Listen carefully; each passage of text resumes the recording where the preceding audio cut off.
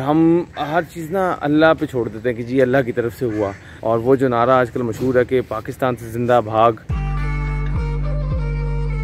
अस्सलाम वालेकुम एवरीवन।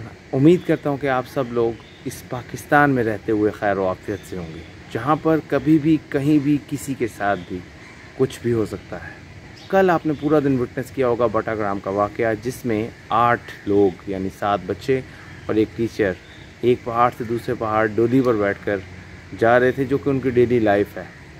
मगर उसको हादसा पेश आया और 2 केबल उसकी टूट गई और एक केबल पे वो डोली मौलिक रही हवा में 700 से 800 फीट गहराई पे। नीचे खाई है, जंगल है और जस्ट इमेजिन, आपको पता है ये केबल कभी भी टूट सकती है और आपकी डोली ये जो जिसमें आप मौजूद हैं, जिसके दोनों दरवाजे भी टूटे हुए हैं, कभी भी ज़मीन पे गिर सकती है, जंगल में जहाँ पे आपकी शायद लाश तक भी ना मिले। क्या उन लोगों के तासुरात होंगे उस वक्त वो हवा में मौलिक थे, जब उनको पता है कभी भी वो मौत के मुंह में जा सकते हैं। बहुत ही दिल गुर्दे का काम था जो कल हुआ, जो रेस्क्यू किया गया। उसमें मुकामी लोग और आर्मी की जो टीम्स आई, उन्होंने पहले हेलीकॉप्टर के थ्रू रेस्क्यू करने की कोशिश की। हवा का प्रेशर बहुत ज़्यादा था तो उन्होंने अपनी जानों पर खेल के SSG कमांडोज़ ने वहाँ से हवा हेलीकॉप्टर से लटक कर उनको बचाया, 2 बच्चों को। उसके बाद एक छोटी पुली लगा कर उस पर 1 बाय 1 करके एक बच्चे को लेके आए। तो hats off to our army and local people जिन्होंने ये सारा काम किया।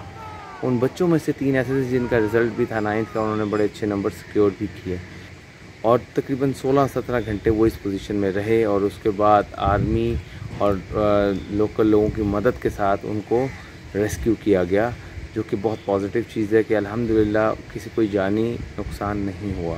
मगर इस सारे वाक़ये के बाद 3 से 4 चीज़ें बहुत ज़्यादा सोचने वाली हैं कि हमारे मुल्क में कोई इंफ्रास्ट्रक्चर मौजूद नहीं है। वो बच्चे पढ़ना चाहते हैं, वहाँ के लोग पढ़ना चाहते हैं, मगर उनके पास वहाँ स्कूल की फैसिलिटी मौजूद नहीं है। चलें स्कूल नहीं है, मगर वहाँ पर कोई रास्ते भी नहीं है जो कि 2 पहाड़ों या 2 इलाकों को कनेक्ट कर सकें एक दूसरे के साथ। तो उनको रोज़ इस तरह की डोली में ही गुजरना पड़ता है और आगे भी शायद ऐसे ही गुजरना पड़े, क्योंकि कोई रोड्स वगैरह इंस्टेंटली तो बन नहीं जाएंगे। हमारे मुल्क में हादसे भी होता है कि हम अफसोस तो कर देते हैं, मगर उसके बाद कोई बेहतरी की तरफ काम नहीं किया जाता। नॉर्दर्न एरियाज़ में अगर आप देखें तो पिछले कुछ सालों में हादसात के नंबर्स भी बढ़ रहे हैं।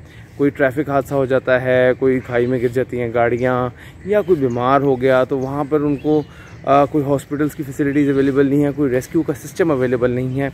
आप देखें हर दफ़ा हमें अपनी आर्मी को ही रुजू करना पड़ता है। हमारे पास हमारी 1122 जो रेस्क्यू टीम है उसके पास कोई हेलीकॉप्टर या एयर एम्बुलेंस अवेलेबल नहीं है कि उनको रेस्क्यू कर सकें। तब भी हमें आर्मी को बुलाना पड़ा, क्योंकि हमारे पास जितनी ट्रेंड चीज़ें हैं या जितना ट्रेंड स्टाफ है वो सब आर्मी के पास ही है शायद, बाकी पूरे मुल्क के पास कुछ भी नहीं है। इसलिए हमें हर चीज़ के ऊपर आर्मी पर डिपेंडेंट होना पड़ता है। तो ये चीज़ें बहुत सोचने वाली हैं। अल्लाह ताला ने हमें एक और मौका दिया है अपनी गलतियों कोताहियों को ठीक करने के लिए। उम्मीद करते हैं कि इस वाक़े के बाद हमारे कुछ इदारे, हमारे महकमे, हमारे गवर्नमेंट जागेगी और कुछ बेहतरी का काम करेगी उन लोगों के लिए भी जो हर दफ़ा ऐसी मुश्किल में फंस जाते हैं। और हम हर चीज़ ना अल्लाह पे छोड़ देते हैं कि जी अल्लाह की तरफ से हुआ। तो अल्लाह ताला ने हमें सब वसाइल दिए हुए हैं, हम उनसे अपने आप को बेहतर कर सकते हैं, मगर हम नहीं करते। हम हमारे पॉलिटिशियन अपनी जेब में भरते रहते हैं। तो इस पे हम आवाम का भी कसूर है कि हमें खुद भी थोड़ा स्टेप्स लेने पड़ेंगे, हमें उठना पड़ेगा। अगर हम नहीं बदलेंगे तो ये मुल्क नहीं बदलेगा। तो उम्मीद करता हूँ कि कुछ बेहतरी आए हमारे मुल्क में। और वो जो नारा आजकल मशहूर है कि पाकिस्तान से जिंदा भाग, उससे हम चेंज करके वापस पाकिस्तान जिंदाबाद पे आएँ। तो आज के लिए इतना ही। इंशाल्लाह कल फिर किसी और वीडियो के साथ आपके खिदमत में हाजिर होऊंगा। तब तक के लिए this is Muzaffar signing off. Allah हाफ़िज़।